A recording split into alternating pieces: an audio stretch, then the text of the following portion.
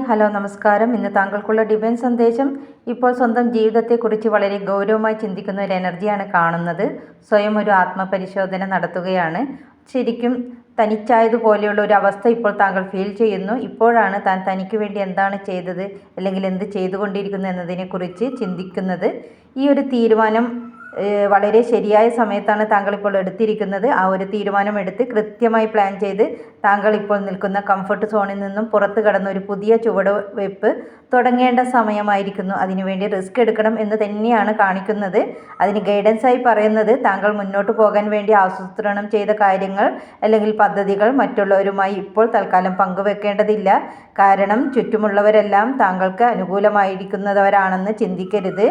താങ്കളുടെ ചുറ്റുപാടുമുള്ളവരെ ഒന്ന് കാര്യമായി തന്നെ നിരീക്ഷിക്കേണ്ടതുണ്ട്. ചിരിച്ചുകൊണ്ട് കൂടെ നിൽക്കുന്നവരാരും താങ്കളുടെ നല്ലതിന് വേണ്ടിയല്ല കൂടെ നിൽക്കുന്നത് എന്ന് മനസ്സിലാക്കുക എന്നൊരു ചിന്ത എപ്പോഴും മനസ്സിൽ വേണം. ആരെയും കണ്ണടച്ച് വിശ്വസിക്കാതിരിക്കുക. നമ്മളുടെ ഉയർച്ച മറ്റുള്ളവരെ അസൂയപ്പെടുത്തുന്നതാണ്. അതുകൊണ്ട് തന്നെ സ്വന്തം പദ്ധതികളെ ഇപ്പോൾ തൽക്കാലം വെളിപ്പെടുത്തേണ്ടതില്ല എന്നൊരു ഗൈഡൻസ് ആണ് യൂണിവേഴ്സ് നൽകുന്നത്. Okay, thank you. Have A nice day.